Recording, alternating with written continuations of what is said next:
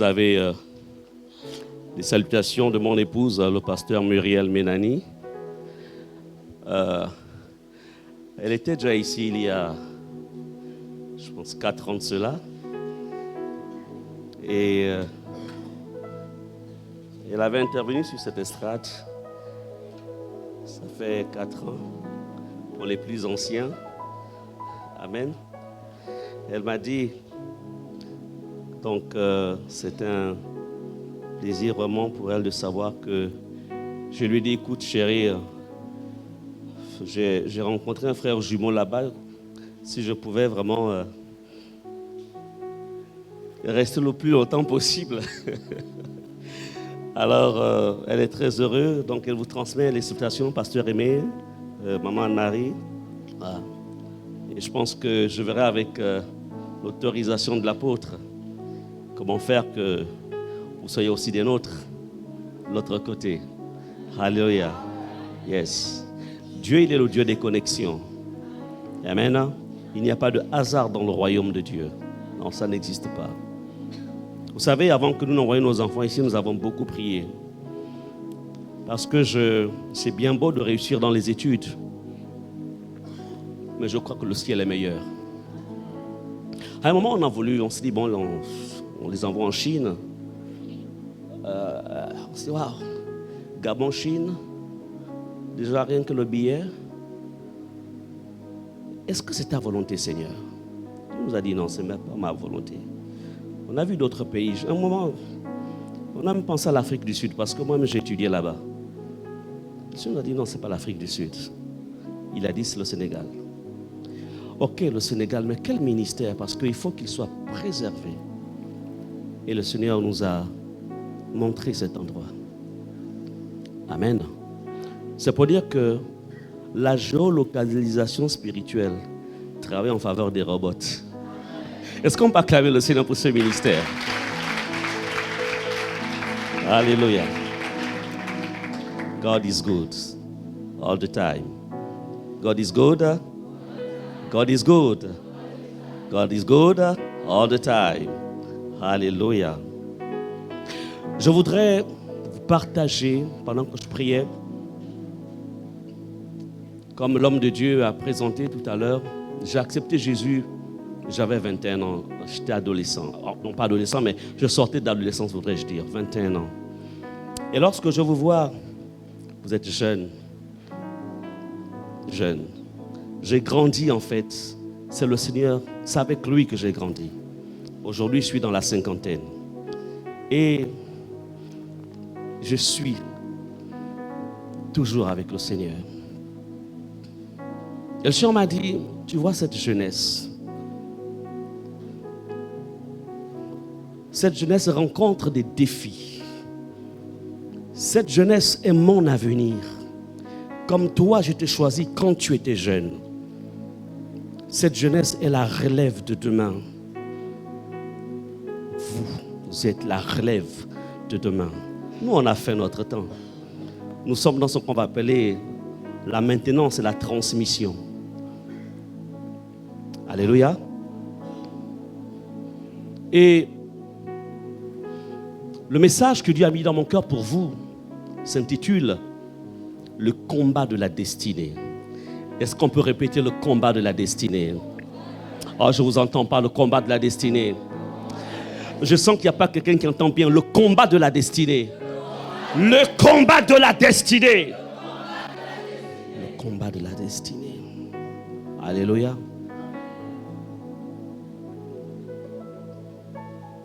Vous savez, en cette nouvelle année, dans la dimension spirituelle, je bénis le Seigneur pour la nuit de la traversée, le repositionnement de chacun d'entre vous. Mais il y a la marche qui commence. Une nouvelle marche par rapport à 2023. Il y a des batailles qui sont en train d'être menées dans la dimension, ou je dirais dans les sphères spirituelles.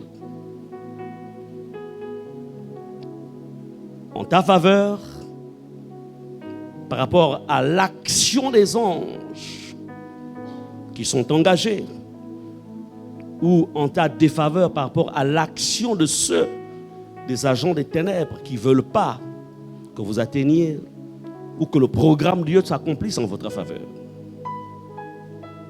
J'ai l'habitude de dire que si vous abordez la vie chrétienne comme une simple activité religieuse, vous êtes à côté. Abordez la vie chrétienne comme étant les disciples du Seigneur. Des personnes que Dieu équipe par rapport à un mandat. Est-ce qu'on peut répéter mandat?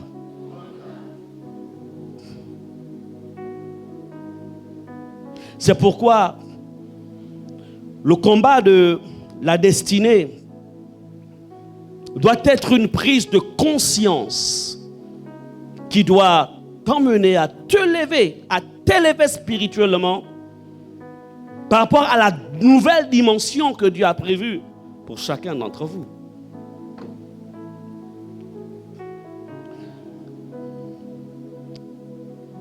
Par rapport à ce combat ou par rapport à l'action de Dieu, le plan de Dieu consiste en ce que tu fasses front au programme de l'ennemi contre toi. Parce qu'une nouvelle année a commencé. Dieu, il est le Dieu de la planification. Dieu, il est le Dieu de la programmation. Dieu, il est celui qui commence en fait la marche avec toi afin qu'à la fin de l'année 2023, un bilan se fasse, mais aussi qu'une certaine progression en fait soit perceptible et palpable. Alléluia. Mais c'est 12 mois, c'est 365 jours, c'est 52 dimanches, etc., etc. Comprenez que le combat de la destinée est un combat qui a commencé depuis le jour où vous avez accepté Jésus et qui devra s'achever en fait avec l'enlèvement, le combat de la destinée. Je voudrais, pour que vous compreniez mieux de quoi est-il question, sur chacun d'entre nous, déjà la définition du mot destinée, la destinée se définit comme étant une puissance souveraine considérée comme réglant d'avance le cours des choses. On va dire Dieu qui a réglé d'avance le cours des choses concernant ta vie. Dieu qui a en fait, comme dit l'Écriture, il dit dans Jérémie, le verset, qui va notre verset de base, dans Jérémie 29, verset 11, il est écrit, car je connais, Jérémie 29, 11, les projets que j'ai formés sur vous. Car je connais. Projet de paix et non de malheur, afin de vous donner un avenir et de l'espérance. La destinée est une détermination préétablie des événements de la vie humaine par une puissance supérieure. Sur chacun d'entre nous, il y a une destinée divine. Mais cette destinée, si tu n'entres pas dans le combat, si tu ne te positionnes pas par rapport à ta destinée, tu peux passer à côté du programme de Dieu. Amen. C'est pourquoi je vais vous donner quelques éléments par rapport à ce que le Seigneur a mis dans mon cœur. Tous nous sommes engagés dans le combat de la destinée. Les scientifiques nous disent que alors que quand l'Éternel dit de David, il dit que alors que tu n'étais qu'une masse informe dans le sein de ta mère, je te connaissais déjà. Scientifiquement, il est dit que avant que le fœtus ne prenne forme, il y a une course qui se fait des milliers de spermatozoïdes qui courent à la rencontre de l'ovule. Alors, un seul doit courir aussi vite que les autres et de se nider au niveau de cet ovule. Et ensuite, les autres sont éliminés et notre vie commence dans le sein de notre mère. Comme pour dire, le combat de la destinée commence même depuis le sein là-bas, à l'intérieur maternel. C'est pourquoi lorsque tu nais, en vérité, tu es né parce que tu as été vainqueur. Ta victoire, tu commences à l'obtenir à l'intérieur. Si tu aurais perdu cette victoire, tu n'aurais pas été là. Alléluia. Tu es un vainqueur. Est-ce que tu peux dire je suis un vainqueur? Je suis un vainqueur. Oh, tu parles comme si tu ne croyais pas que tu étais un vainqueur. Je suis un vainqueur. Alléluia. Le combat de la destinée. Écoutez ce que dit l'apôtre Paul. Dans 2 Timothée 4, verset 7. Je suis encore en train d'introduire. Paul était conscient du combat qu'il devait mener pour accomplir sa destinée. C'est-à-dire pour que le programme de Dieu sur sa vie soit accompli. Paul en était conscient. La première chose, c'est de prendre conscience du programme de Dieu sur ta vie. Alléluia. Prendre conscience. Je me souviens, quand j'ai reçu Jésus, bon, à un moment, avant 21 ans, j'étais au service de Pharaon. Et puis, quand j'ai rencontré en fait Jésus, j'ai dit à Pharaon, bye bye. Merci pour les plats merveilleux d'Égypte. Mais je me souviens aussi de tous les fouets que tu me donnais. Mais j'ai rencontré un merveilleux maître. Bye bye. Tu ne me verras plus. Amen. Et lorsque j'ai réalisé que Jésus était mieux que tout, j'ai compris. La première chose que j'ai compris, ou que j'avais comprise, c'était en fait la prise de conscience de mon éternité. La première chose que j'avais saisie, c'est qu'il n'y avait rien de bon dehors. Et que tout ce qui se passait dehors n'était que des mirages. Juste quelque chose qui paraît être bon. Mais en vérité, il n'y a que blessure. Il n'y a que mort. Alors, Paul avait aussi réalisé cela. C'est pourquoi il dit, dans 2 Timothée 4, 7, il dit, j'ai combattu le bon combat. De quel combat est-il question? Le combat de sa destinée. J'ai achevé la course. J'ai gardé la foi. Le combat. Je voudrais vous dire, chaque jour qui passe, vous êtes appelés à remporter des victoires quotidiennes afin de vous permettre de rentrer, ou je dirais d'accomplir le but pour lequel Dieu vous a envoyé sur la terre. Amen. Et l'apôtre Paul dit dans le Timothée 2, verset 5, et l'athlète n'est pas couronné s'il n'a combattu suivant les règles. Regardez encore, il parle de combat. Wow. Le combat de la destinée. La première chose, à quoi Dieu, quel est le plan de Dieu? À quoi Dieu me destine-t-il? À quoi Dieu me destine-t-il? Vous savez, il y a deux dimensions de destinée. Il y a la destinée terrestre, il y a la destinée éternelle. Qu'est-ce que j'appelle destinée terrestre? Le Seigneur a permis, par exemple, que vous soyez tous ici, c'est pour des études. Et par rapport à ces études, certains sont appelés à être des ingénieurs dans tel domaine.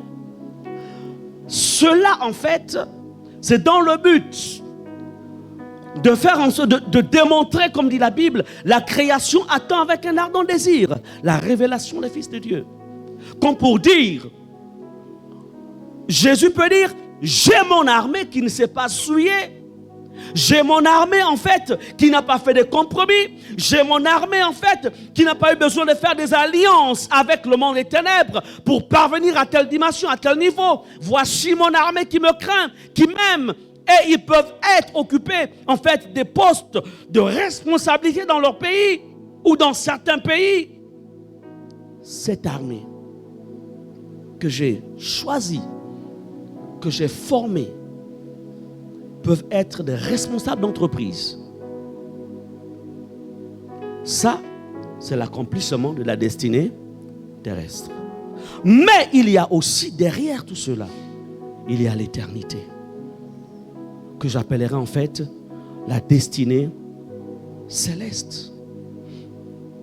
Ici, l'apôtre Paul, quand il dit « j'ai combattu le bon combat », en fait, il fait référence en fait aux deux.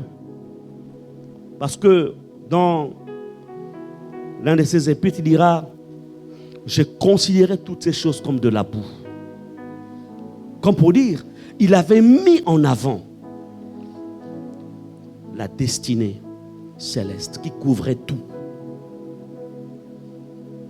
Qu'est-ce que Dieu, alors que tu es au début de 2023, qu'est-ce que tu poursuis? Qu'est-ce que tu recherches? Alléluia. Nous allons rentrer, on va voir un peu le cas de Mardochée pour mieux comprendre le combat de la destinée.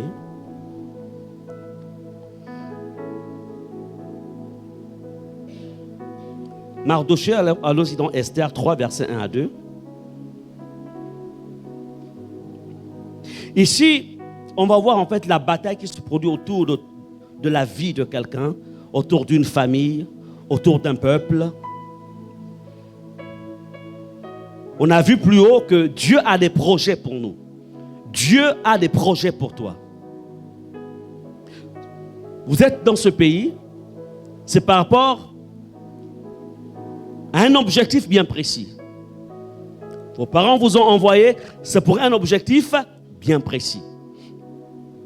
Et Dieu aussi, qui vous connaissait, il vous a en fait intégré dans un ministère qui a une vision particulière afin de mieux vous encadrer. Alléluia. Et d'atteindre les buts pour lesquels Dieu vous a suscité. Alors, Mardochée va se retrouver dans un pays étranger. Ce n'était pas son pays. Mais Mardochée savait que la destinée divine était sur eux, sur ce peuple, sur les Juifs.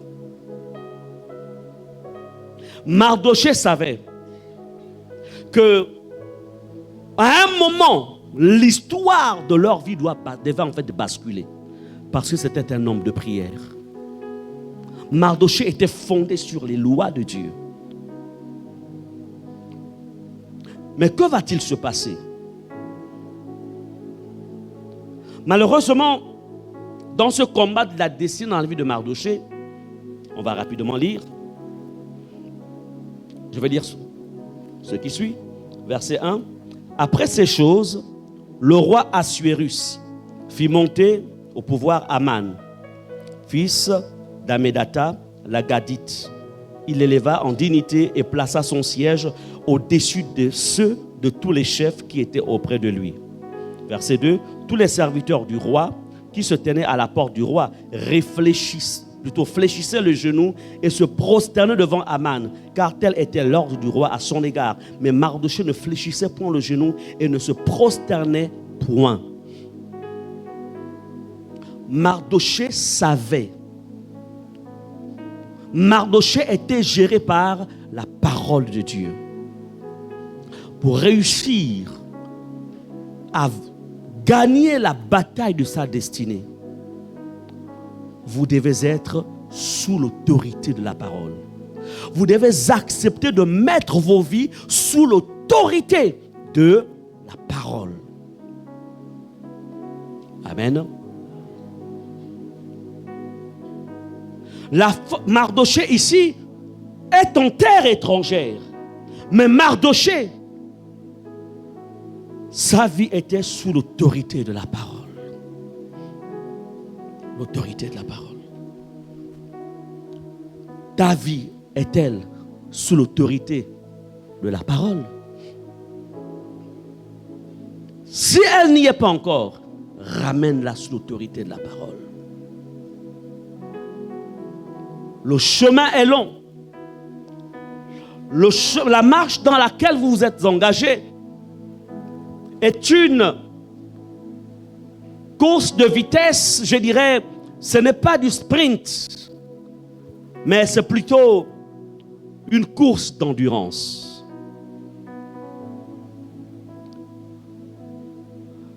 Jésus, je l'ai rencontré en 1987.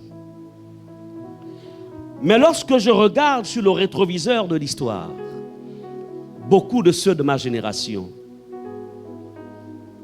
ont jeté, comment dire, l'éponge. Je pense comme ça qu'on dit ça. C'est une nouvelle génération. Enfin, plusieurs générations se sont succédées. Je voudrais vous dire une chose. Pour réussir à gagner votre combat, mettez vos vies sous l'autorité de la parole. Amen. Le salut est personnel. Le salut est personnel. L'un des pièges qui mine souvent, surtout lorsqu'on est jeune, la jeunesse c'est la fougue. La jeunesse c'est l'énergie. Oh, c'était mes meilleurs moments.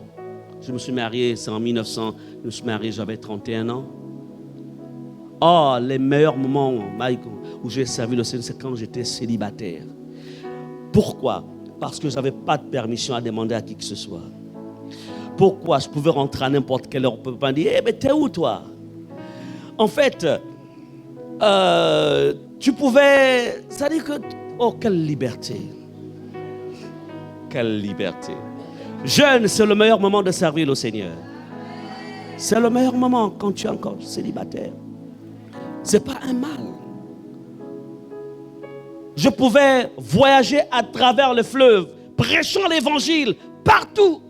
Je n'avais pas peur. Oh, j'avais une telle foi. Sans savoir nager, je pouvais prendre les pirogues, aller évangéliser. Mais aujourd'hui, si tu me dis ça, je vais demander si un gilet de sauvetage. Et je dirais, chérie, est-ce que, bon voilà, j'ai une mission, qu'est-ce que tu en penses? Il faut qu'elle me donne son accord. Vous comprenez cela? Je ne peux pas dire, écoute, servante, écoute ma femme, que Jésus m'envoie. Non, chérie, j'ai un projet de mission, qu'est-ce que tu en penses? Est-ce que je peux? On doit s'accorder. Lorsque tu es au bureau, quand il est par exemple 20 heures, le téléphone va sonner. Chérie, tu es où? Non, chérie, je suis encore en entretien. Mais bientôt l'heure. En fait, tu es déjà en retard là. Mais c'est aussi bon le mariage. Alléluia. Oh, it's so good. C'est aussi bon. Comme dit la Bible, deux valent mieux qu'un. Alléluia. Quand tu es marié, il n'y a plus trop de combats autour de toi. Parce que tu es casé, quoi, tu vois. Mais quand tu n'es pas marié, il y a trop de soucis autour. Amen. Deux valent mieux qu'un. Oh my God, si je n'aurais pas été marié, je ne sais pas ce que je serais aujourd'hui. Il y a tellement. Pendant que je suis ici, elle intercède pour moi. Elle intercède. Alléluia. Mais voyez-vous, là encore, il faudrait que Christ soit au centre. Le tout n'est pas de se marier, mais le tout est de rencontrer la bonne personne. C'est là qu'il y a la victoire. Revenons sur notre message. Mardochée, en fait, il y avait des promesses qui étaient sur le peuple juif comme sur vos vies. Il y a un ensemble de promesses. Promesses de succès, promesses de réussite, promesses de santé parfaite, promesses par rapport à l'éternité, être avec le Seigneur, et un ensemble de promesses. Comme il y avait des promesses dans la vie du peuple juif, dont Mardochée était le principal représentant. mais dans le secret. Alors que Mardochée était un homme de paix. Alors que le peuple juif était un peuple de paix. Mais dans le secret, il y avait des complots qui se tramaient contre eux.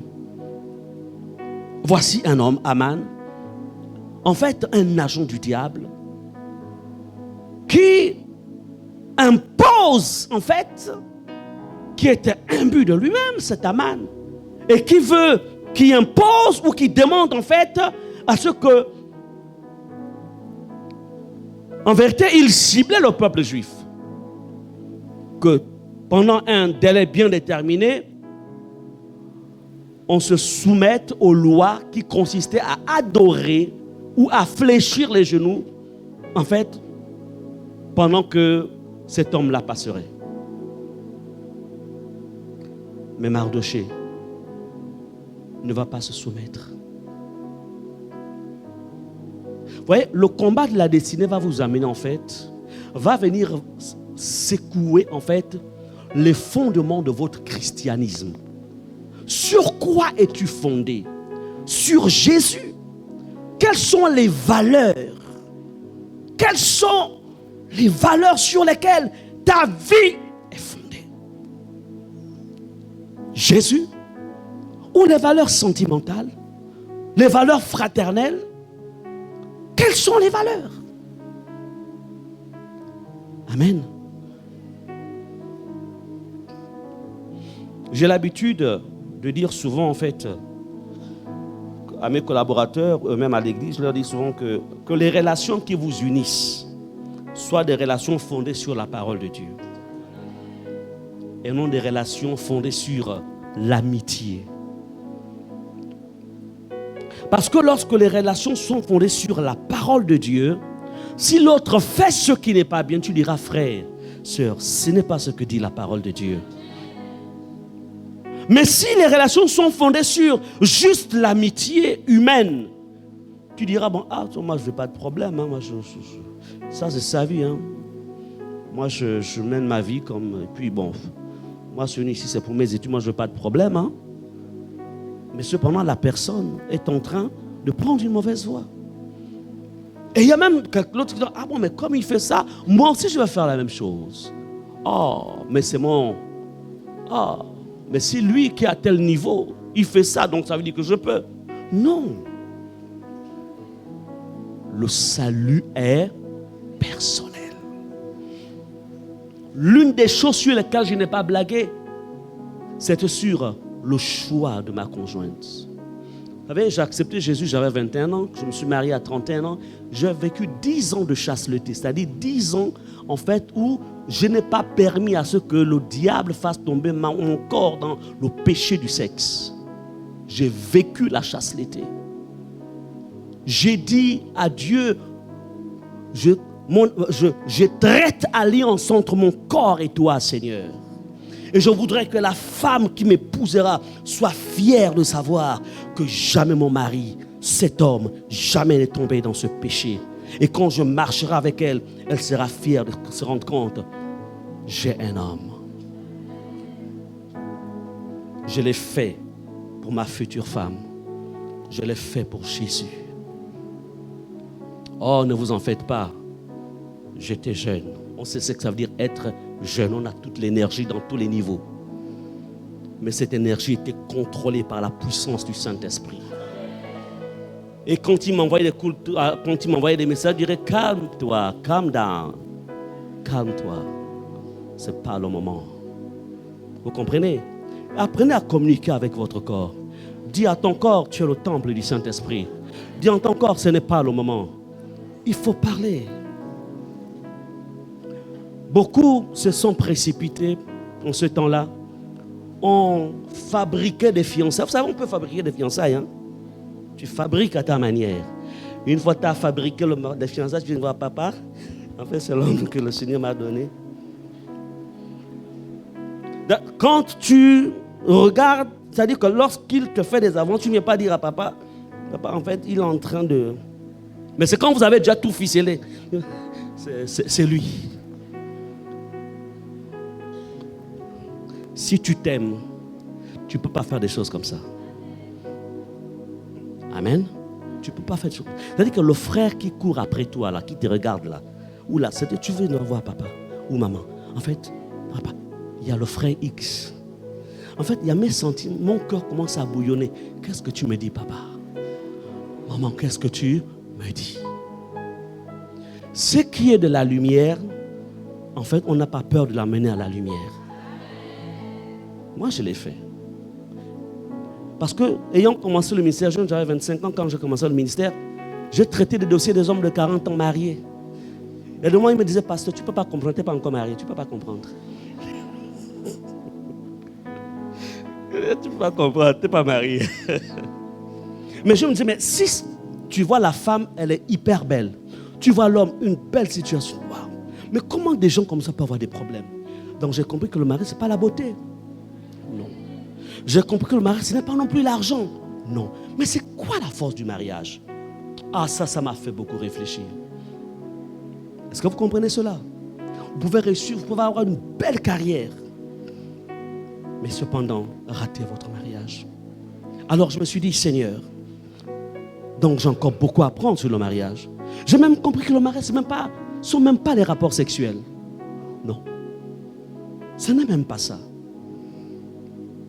Ce n'est pas ce qui fait la réussite d'un mariage.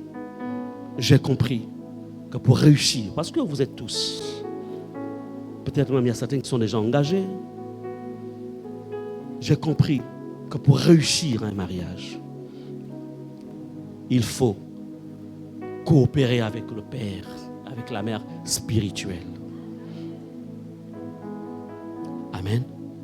Le combat de la destinée, ça passe aussi par la réussite de son mariage. Ça fait 24 ans que je suis marié avec ma femme. On va fêter nos 25 ans en octobre prochain. Je lui ai dit, écoute chérie, je vais aller te doter une deuxième fois chez tes parents parce que tu m'as fait tellement du bien que je vais redoter encore. Et puis, bon. Mais on est des amis. On s'aime tellement. Elle est tout pour moi. Elle est ma grand-mère. Elle est mon amie. Elle est ma femme. My God. Elle est tout pour moi.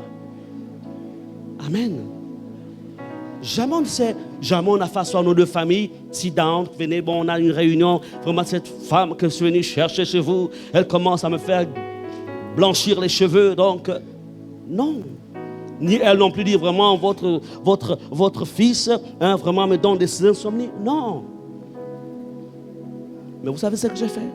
Quand on s'est rencontrés, quand je l'ai aimé, je suis monté à Libreville, parce que j'étais missionnaire à l'intérieur du pays. Je suis monté à Libreville. Elle était missionnaire à l'église mère. J'ai rencontré nos responsables. Elle aussi, elle a rencontré les responsables. Et nous avons parlé. Et j'ai dit, je l'ai rencontré. Qu'est-ce que vous me dites? Ils m'ont donné leur accord. Je n'étais pas à la recherche du mariage. J'étais à la recherche du choix de Dieu pour mon mariage. Qui est mieux placé? Papa Aimé ici, maman Anne-Marie, non pas. En fait, ne peuvent pas, comment dirais-je, ne peuvent pas chercher à vous faire plaisir.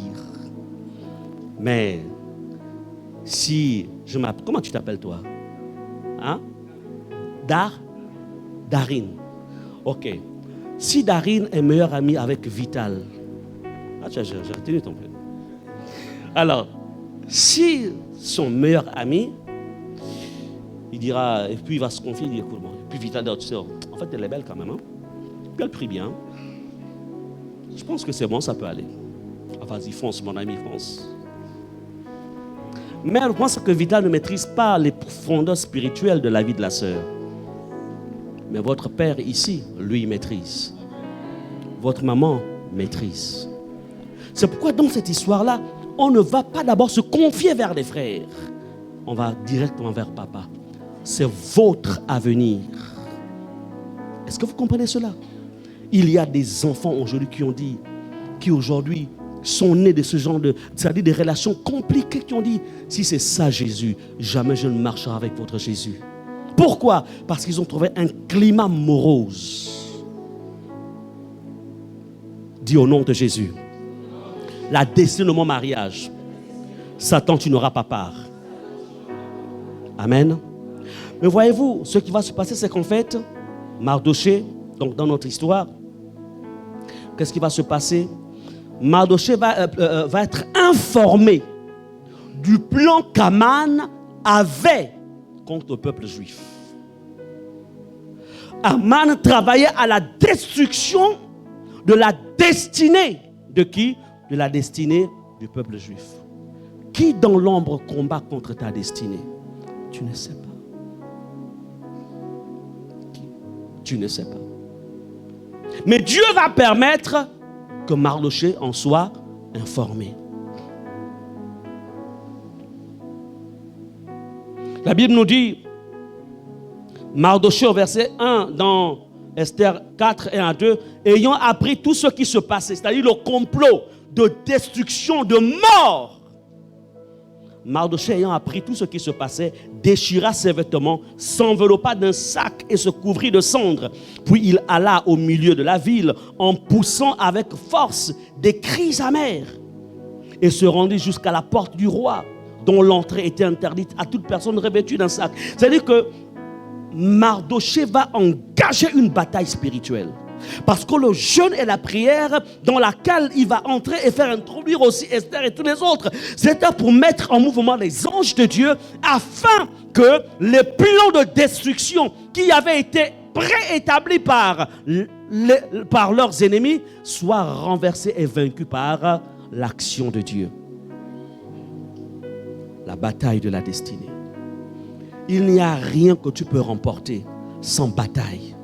Répète, il n'y a rien que je peux remporter sans bataille. Tu veux être prospère financièrement? Paye tes dîmes et tes offrandes. Tu peux jeûner, tu peux crier, tu peux tout faire. La prospérité financière passe par l'investissement que tu envoies dans le royaume céleste. Là où tu n'as pas investi, tu ne peux pas récolter. C'est la loi de la finance. Même sur la terre. Tu ne fais pas des placements, tu gagnes des entrées, mais qu'est-ce que tu fais? Tu manges bien. Mais l'autre qui est à côté, dans ce qu'il reçoit, il y a une partie qu'il injecte, il fait des placements. Ces placements vont générer des bénéfices. Et ces bénéfices vont le sécuriser sur le plan financier. Et dans la dimension spirituelle, c'est la même chose. L'offrande que vous voyez là, qu'on dépose, la dîme que l'on paye, ça là. C'est là le secret. L'investissement du ciel. Mais il y a un Dieu qu'on appelle Mammon qui viendra te combattre. Il te dira, maman, tu vois, là on ne t'a pas envoyé beaucoup, hein? Donc, tu paieras le mois prochain. Et toi aussi, tu écoutes ce que maman te dit. En fait, en écoutant, tu es en train de donner. Ça dit, maman est en train de prendre la victoire sur toi. On ne dit pas les 10% de notre salaire. C'est 10% de notre revenu. Donc, tu n'es pas obligé. Ce n'est pas quand tu vas avoir un poste dans un secteur particulier, avoir un salaire que tu payes tes dîmes. Non. Revenu. Je me souviens, revenant de l'église catholique, là-bas, l'offrande, c'était 25 francs. Donc, ma première dîme, c'était 100 francs. Le corps faisait tellement mal. 100 francs à l'époque. C'était beaucoup d'argent pour moi. Alléluia. Après, j'ai commencé à donner 1000 francs de dîmes. Après, c'est monté. Aujourd'hui, je peux donner des millions. C'est... Alléluia. Offrande, 100, qu'importe le montant. En fait, c'est... Alléluia. Le secret de la prospérité ne passe pas par la réussite des études. Ça ne passe pas par la réussite d'une carrière, mais ça passe par l'investissement dans le royaume des cieux. Le combat de ta destinée pour avoir la victoire dans ce domaine. Fais ce que je te dis. Ici, Mardochée, la Bible nous dit qu'après avoir accompli, après avoir en fait mobiliser tout ce peuple autour de lui. Que va-t-il se passer? Le bois qui était prévu pour pendre Mardochée, qui était prévu par Aman, lui-même, Aman, va être pendu à la place. On va dire ici, Mardochée avait réussi en fait à remporter la victoire de sa destinée tout en étant en territoire étranger. Combien dans l'ombre? Parce que ne te dis pas, en fait, on a fait la veille de la traversée, tout est fini. Non, ça c'est une clé qui vous a été donnée et qui a ouvert une porte pour ensuite maintenant marcher tout au long de 2023. Mais maintenant, comment faut-il marcher à l'intérieur?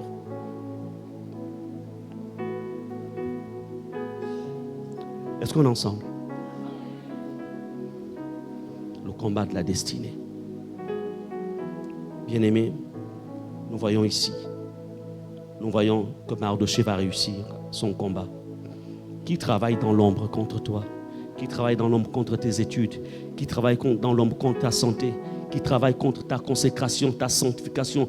Qui travaille contre ton engagement dans ce ministère, dans cette église? Qui dans l'ombre travaille contre? Qui? Bien-aimés, puisqu'après on doit prier, on va voir le cas de Joseph.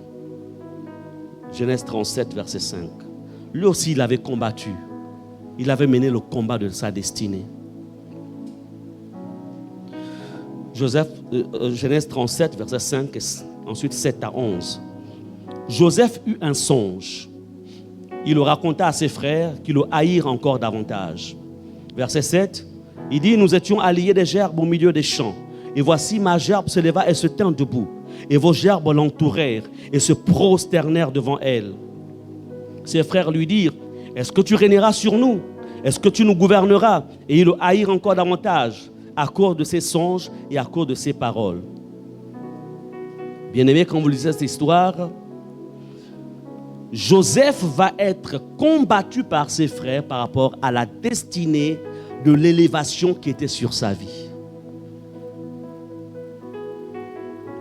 Dieu avait déjà parlé à Joseph par les songes, mais il ne comprenait peut-être pas encore.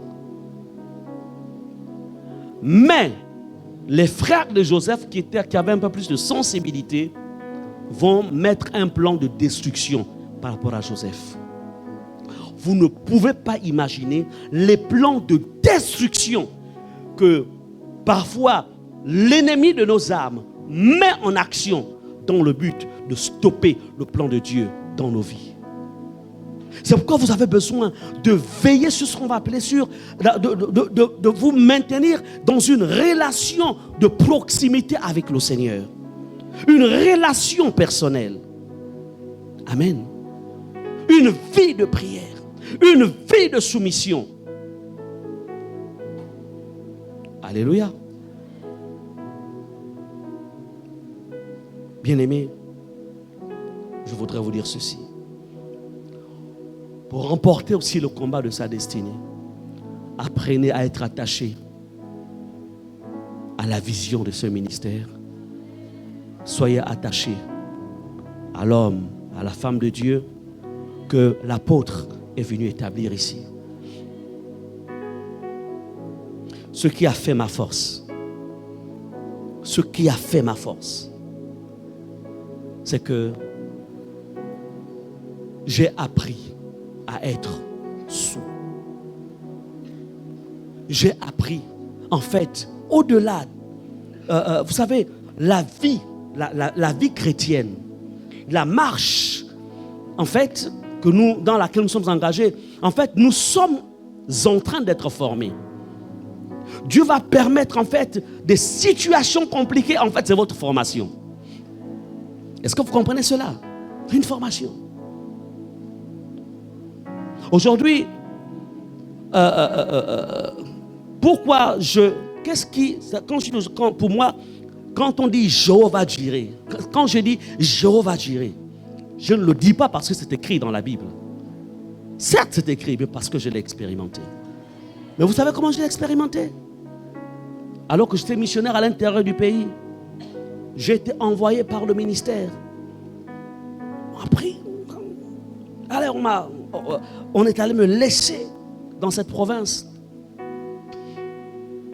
Pas de salaire, pas de prime.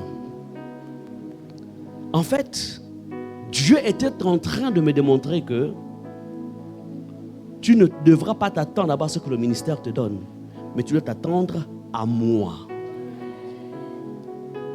Je n'avais pas murmuré. Non. Et ça m'a forgé. Et j'ai découvert, waouh, le Dieu qui pourvoit. Sans savoir que 20 ans plus tard, il m'enlèvera du Gabon pour m'envoyer en Afrique du Sud sans un support financier. Parce que quand je vais me faire former, en fait, je demande une mise en disponibilité. C'est ce qu'on appelle en fait, je fais un break en fait. On peut dire, on appelle ça année sabbatique. Et quand on dit année sabbatique, ça dit que tu n'as pas de salaire, tu n'as rien du tout. Et je vais à Johannesburg. Et j'y reste presque pendant 3 ans. Je commence d'abord l'école des langues. Après l'école des langues, je vais maintenant à l'institut. Mais, je ne vais pas avec un salaire, parce que mon salaire, puisque je ne travaillais plus, j'étais en break. Mais je vais avec Jéhovah Jireh. Jéhovah Jireh. Est-ce que vous comprenez cela? My God. Et pendant que je suis là pour vous aider, pour que vous compreniez en fait quelque chose. Et pendant que je suis à ma première année, quelques mois, les mois qui suivent quand j'arrive, Dieu permet qu'une femme de distinction parte du pays, que je ne connaissais même pas. Elle atterrit à Johannesburg. On lui dit, il y a un pasteur gabonais ici. Et puis elle avait des problèmes. Et c'est comme ça en fait que le Seigneur en fait va l'utiliser. Elle m'appelle, elle veut me rencontrer. Bon, j'exerce ce ministère, pas pour obtenir quelque chose, mais juste pour le ministère. Et puis elle est bénie. Et ensuite c'est comme ça qu'elle dit, pasteur, je m'engage à vous remettre ceci. Et c'est comme ça que Dieu passe par elle pour soutenir les 3/4 de mes dépenses pendant le temps que j'avais passé à Johannesburg. Et quand j'arrive au mois d'octobre, au mois de septembre, le Seigneur me dit, bientôt tu vas repartir au Gabon, tu n'auras pas de lien avec cette personne, tu ne cherches pas à la rencontrer. Et d'ailleurs, je vais te donner un signe. Je vais lui demander de fermer le robinet parce que tu es à la fin de ta formation, tu dois repartir au pays. Et quand on arrive à la fin, quand j'arrive au mois de novembre, fin octobre, il n'y avait plus rien du tout parce que je devais rentrer en novembre au Gabon. Vous comprenez cela? Jéhovah Jireh.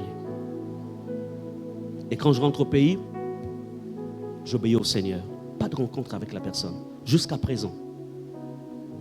Je ne sais même plus ce qu'elle est devenue. Je ne sais pas. Parce qu'en fait, il fallait que j'obéisse au Seigneur. C'est-à-dire que vous pouvez être en terre étrangère, mais Dieu suscitait sur place des opportunités pour soutenir vos études. Même si dans vos pays, ça ne va pas. Est-ce que vous comprenez cela? Quand je pars du Gabon pour madame, Jordan, les autres que vous connaissez qui sont ici, en fait, apprenaient dans des écoles, on appelle les écoles payantes, là, privées. On était locataires. Mais Dieu, Jéhovah Jireh, n'a jamais permis qu'il manque de la farine. Vous savez le secret pour que Dieu vous soutienne? La sainteté. La sainteté de Dieu dans vos vies fera en sorte que sa main descende toujours en votre faveur. La sainteté. Si quelqu'un vient vers vous et commence à vous montrer d'autres chemins qui n'ont rien à voir avec la sainteté, fuyez cette personne. C'est un agent du diable. Le combat de la destinée. Ici, on va voir que Joseph, ses propres frères vont être des agents pour combattre en fait le programme de Dieu dans la vie de Joseph. Qui dans l'ombre combat le programme de Dieu dans ta vie? Qui dans l'ombre combat le programme de Dieu par rapport à ton implication dans ce ministère. Qui dans l'ombre combat en fait le programme de Dieu par rapport à ta santé. Qui dans l'ombre combat le programme de Dieu par rapport à tes études. Qui dans l'ombre combat le programme de Dieu par rapport à ton engagement. Qui dans l'ombre? Le combat de la destinée. Mais lorsque vous lisez la parole, vous allez vous rendre compte que dans Genèse 37, 27 à 28, ils vont dire, venez, vendons-le aux Ismaélites et ne mettons pas la main sur lui. Ils vont vendre Joseph, mais béni soit le Seigneur. Parce que Joseph, quand vous lisez l'histoire, à la fin, Joseph va être premier ministre en Israël, plutôt en Égypte. Pourquoi? Parce que Joseph, en fait, avait combattu le bon combat. Il ne s'était pas compromis. Il avait l'opportunité, des opportunités pour se compromettre.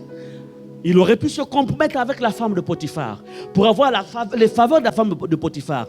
Mais il ne l'a pas fait. Alléluia. Joseph était conscient de ce qu'il y avait sur sa vie. Vous ne pouvez pas être fidèle à Dieu du début jusqu'à la fin si vous ne savez pas ce qu'il y a sur votre vie. C'est-à-dire le potentiel spirituel qu'il y a en vous. Vous devez prendre conscience du potentiel spirituel. Quand je chante, ce n'est pas parce que d'abord je veux chanter, c'est parce que Dieu a mis en moi un dépôt par rapport à la louange. Quand j'exerce le ministère, par exemple, de sécurité ou des huissiers, c'est parce que Dieu a mis en moi un potentiel par rapport à cela. Quelle que soit la responsabilité, prenez conscience du potentiel. Alléluia. Et vous savez, à un moment, on évolue dans ce qu'on va appeler la sélection. Tu ne peux pas monter très haut si tu ne sais pas faire des sélections. Vous ne verrez jamais un pigeon voler avec les aigles. Ce n'est pas possible. Amen. Ce n'est pas possible. Les aigles volent avec les aigles. Les lions marchent avec les lions. De quelle espèce es-tu? Mais je voudrais te dire que tu appartiens à la race des lions, le lion de la tribu de Juda. Tu appartiens à la race de l'aigle parce que notre Seigneur Jésus a une face d'aigle. Est-ce qu'on est ensemble? Tu fais partie de la race de l'agneau et non la race des loups. Est-ce qu'on est ensemble? Tu dois connaître ta race. Tu dois connaître ton identité. Tu dois connaître. Je me souviens lorsque j'étais à l'Institut biblique à Johannesburg, il y avait des étudiants qui venaient de la Hollande. Un étudiant, on vivait au même endroit. Bon, je ne critique pas son christianisme, mais bon, les Européens ils ont leur manière de vivre le christianisme. Moi, la grâce que j'ai aussi, c'est qu'en fait, je suis né pendant les temps du réveil, vraiment. Et c'était vraiment un christianisme pur. Et puis pendant les week-ends, à un moment, il me dit, écoute, bon, pasteur Ghislain, est-ce qu'on peut aller au cinéma pour aller un peu se dégourdir? Je dis, cinéma, on va aller voir, on va prêcher l'évangile. Il dit, non, c'est juste pour suivre un film. Je dis, non. Je ne suis pas de la race qui vont au cinéma s'asseoir pour suivre un film. Si c'est pour aller prêcher l'évangile, je vais venir. Mais si c'est s'asseoir parce que... Non, mais tu sais, parce que il y a à l'époque, les 3D, là, je pense, ça venait et puis, il paraît qu'il y a des types de lunettes qu'on met, et puis vous, comme vous êtes dans le film à l'intérieur. Je n'ai pas besoin de ça. Si je vais là-bas, là, tout ce que ça va rester, je ne veux pas. Si j'ai besoin d'un film, à l'époque, c'était encore, on appelle ça comment? Les DVD, là, je dis que quand je vais au Gabon, je viens avec mes piles de films, de CD. Là. Si je veux un film, je prends, je mets dans, et puis je suis. Je ne peux pas aller au cinéma. Je connais de quelle race je suis. Amen. Ce n'est pas parce qu'on s'est retrouvé à Johannesburg que je vais maintenant changer ce que je suis. Johannesburg ne peut pas me transformer. C'est moi qui dois transformer Johannesburg. Ça ne m'a pas transformé. Je suis resté le même. Je suis resté le même. Même consécration, même sanctification. Je suis resté le même. Je n'avais plus d'église, mais l'appel était là. Parce que ce n'est pas l'église qui fait l'appel, mais c'est l'appel qui t'amène à... Est-ce que vous comprenez cela? Prenez conscience de ce que vous savez. que tu sais ce que tu as, tu ne peux pas le défendre si tu ne sais pas. Le combat. Chaque jour, nous sommes confrontés au combat de la destinée. Un jour, homme de Dieu, quand je rentre d'Afrique du Sud, donc le Seigneur me dit donc de commencer quelque chose de nouveau, etc. Et puis, bon, il y a un homme de Dieu qui revenait d'un pays voisin. Et puis, bon, on se connaissait en fait pour avoir été invité là où nous étions, dans le précédent ministère où je travaillais. Et puis, c'est comme ça, bon, il rentre en contact avec moi. Il me dit, écoute, pasteur Ghislain, j'ai appris que tu commences le ministère. Je lui dis, oui, je commence le ministère. Bon, mais tu sais, j'ai appris que tu construis. Je lui dis, oui, on est en train de construire. Mais écoute, mais invite-moi. Et puis, tu sais... Je peux te faire entrer au moins 10 millions. Hein. Et puis, bon, tu sais, et puis après, on va se partager. Et il me dit, tu sais, les âmes, elles sont là pour 6 mois. Hein, mais pendant les 6 mois, tu les déplumes. Parce qu'après, elles vont aller ailleurs. Je dis, mais le gars là, il n'a pas changé. Hein. Mais il est dangereux. Je lui ai dit, bon, écoute, par respect, j'ai compris. Mais j'ai tourné le dos. Ce gars-là, il était un danger pour ma destinée par rapport au ministère. C'est un peu comme dire à Jésus, quand Satan dit à Jésus, écoute, mais tu n'es pas obligé d'aller à la croix, prosterne-toi et puis je te donne, regarde tout ça, ça m'appartient. Le Seigneur m'a dit, quand j'entre, le Seigneur m'a dit, tu sais parler anglais, enseigne des cours, va dans des écoles, des mondes, et puis tu vas enseigner l'anglais. Et puis tu sais conduire, n'est-ce pas? Je dis oui, je sais conduire.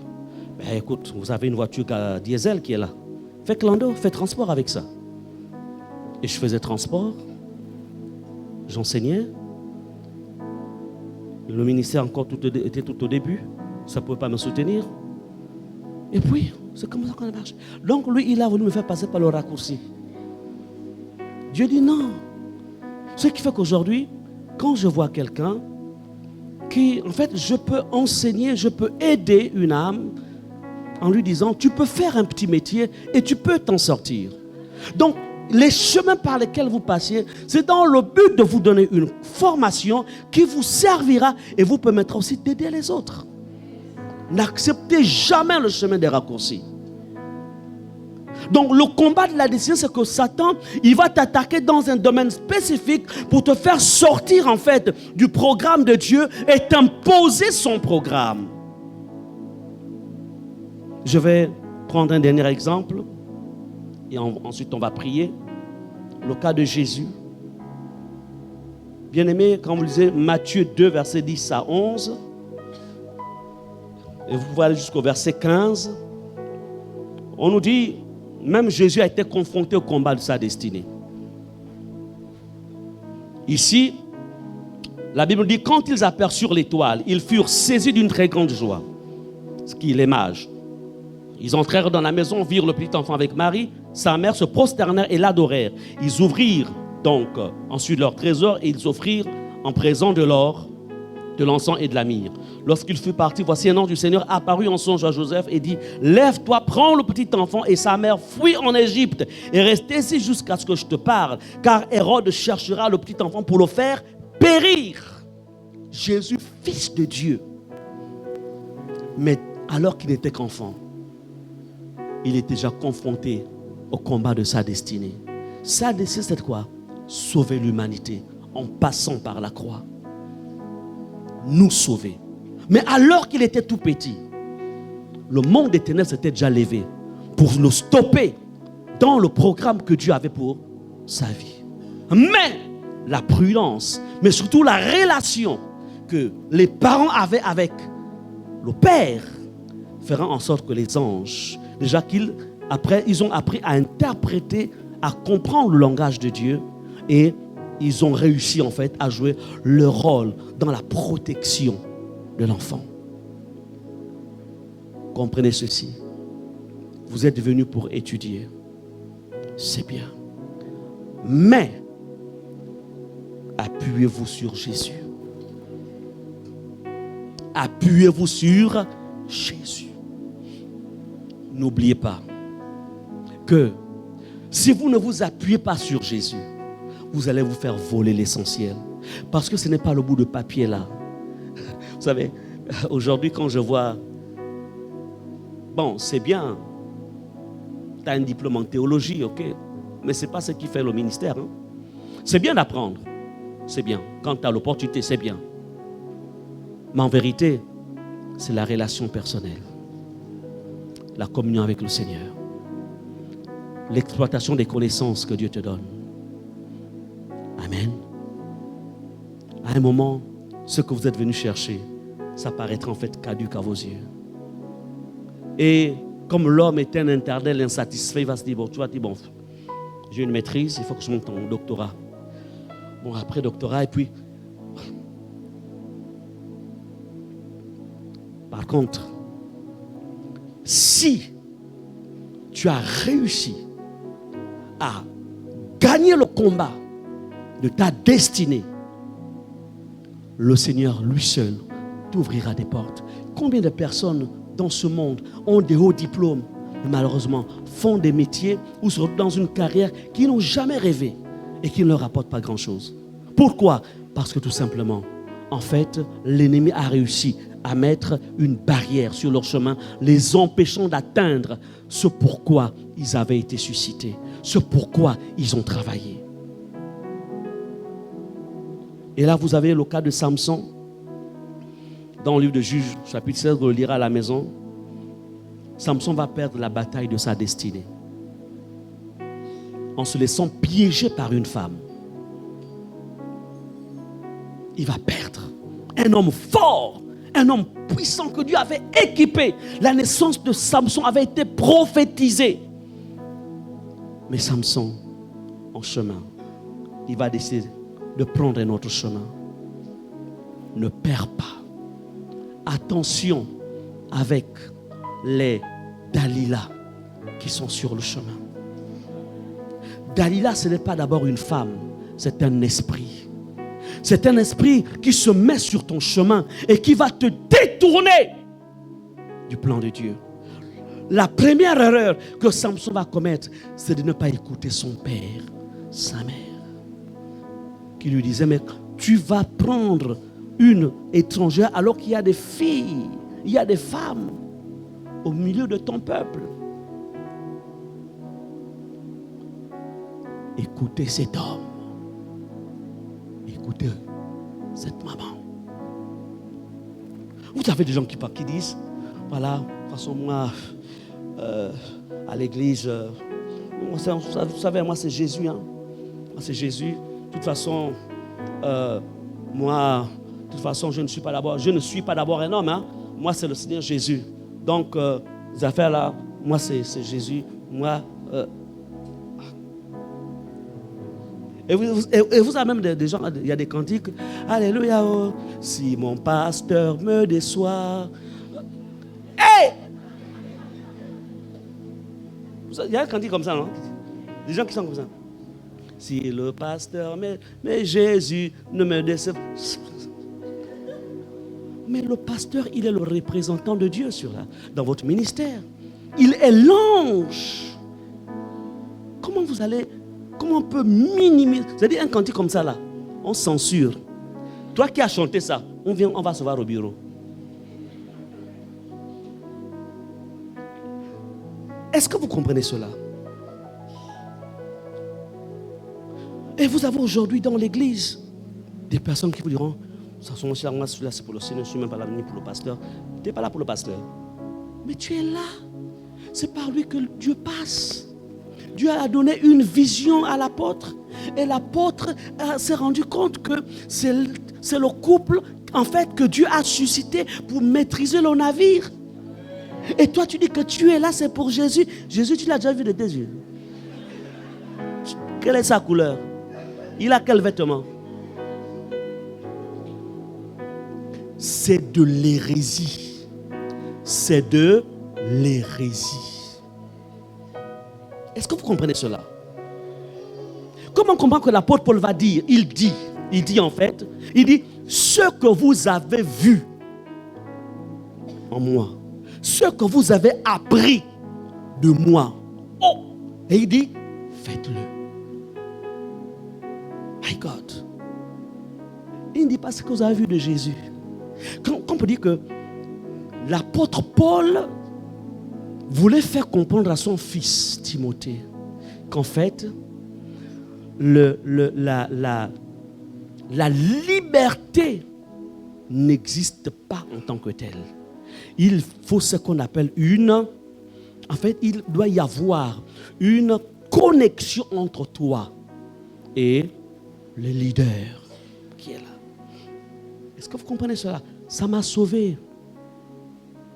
Ça m'a sauvé. La première leçon que j'ai apprise quand je suis rentré dans l'église du Seigneur, c'est apprendre, en fait, à marcher avec ceux qui craignent les hommes et les femmes de Dieu. Quand je marche, quand à côté de moi, il y avait quelqu'un, quand il y avait des frères qui parlaient du mal de l'homme ou des hommes ou des femmes de Dieu, je m'éloignais. Ce n'est pas parce que je suis devenu fort. Quand j'étais faible, c'est lui qui m'a enseigné, qui m'a donné du lait. C'est lui qui m'a donné en fait du pain. Je suis devenu fort, mais je dois continuer en fait à l'honorer, à le respecter. Amen. Aujourd'hui, Dieu m'a ouvert beaucoup de portes. En Afrique du Sud, j'ai des portes ouvertes. Pourquoi? Parce que j'ai appris là où j'étais. Quand je n'étais rien, j'ai appris. Vous savez, le combat de la destinée aussi, l'ennemi va mettre sur votre chemin des personnes, en fait, qui chercheront en fait à vous renverser dans votre foi à partir même de la maison. J'ai fait cette expérience. Je vous ai dit, je parle de mon expérience parce que je sais ce que ça veut dire être jeune. On a la fougue, on a le zèle, ça dit que rien ne nous arrête. Rien. Rien ne nous arrête. En 1989, je conclue par ce témoignage, ensuite on m'a prié. Parce que, comme je disais, on est né du réveil des années 80. On était tous des jeunes. J'avais quel âge quand on a pris le décret présidentiel? Je devais avoir 23 ans, je pense, ou 22 ans. Alors, quand le réveil vient au pays, parti unique, à l'époque, le feu que vous connaissez qui est passé, décret présidentiel, toute église de réveil se ferme. Nous étions des jeunes. On n'était pas mariés. Le jeune, il est au centre d'une révolution. On nous interdit d'aller prier Jésus. Je ne peux pas vivre sans Jésus, sans Jésus-Christ en moi. On nous a interdit. Décret présidentiel à la télévision, 20h. À compter de ce jour, le lendemain, tous on est allés à l'église qui vient nous arrêter. Ils pensaient que les Américains étaient derrière ou bien qu'il y avait peut-être d'autres pays étrangers derrière notre mouvement. On a rencontré Jésus. Moi, j'ai rencontré Jésus. Sans Jésus, c'est la mort dépouille. Vous m'interdisez de prier Jésus. On ne peut pas m'interdire. Tous les gens, en plus, il n'y avait pas... C'est-à-dire que le plus âgé parmi nous devait avoir peut-être 26 ans par là, ou 20 ou 25 ans. Tous étaient des jeunes. Quand vous entendez Bethany, c'est juste des jeunes. On est allés. On n'avait pas peur. Prison, on n'avait peur de rien. Le ciel était si réel pour nous qu'on peut me dire couper la tête. On va aller au ciel. Mais on n'abandonne pas Jésus. Je sais ce que ça veut dire être jeune. Après cela, on a fait le tour du Gabon. Ils nous ont bloqué les routes. Ils disaient, ils ne vont pas aller à l'intérieur du pays. Quand ils nous ont bloqués là-bas, on est revenu à Libreville, on est allé au bord de mer. On s'est assis. Feu, que vous connaissez, il était dans son palais. Il a vu des jeunes. C'était pour la première fois que des jeunes se mettaient au bord de mer. Parce que c'était interdit. Parti unique, interdit. On s'est mis là, on a dit, nous on veut aller prêcher l'évangile dans tout le Gabon. Donnez-nous notre... Nous, on n'est pas dans la... Nous, c'est Jésus. Amen. Vous savez, notre pays est l'un des pays qui a le service de renseignement le plus performant du monde.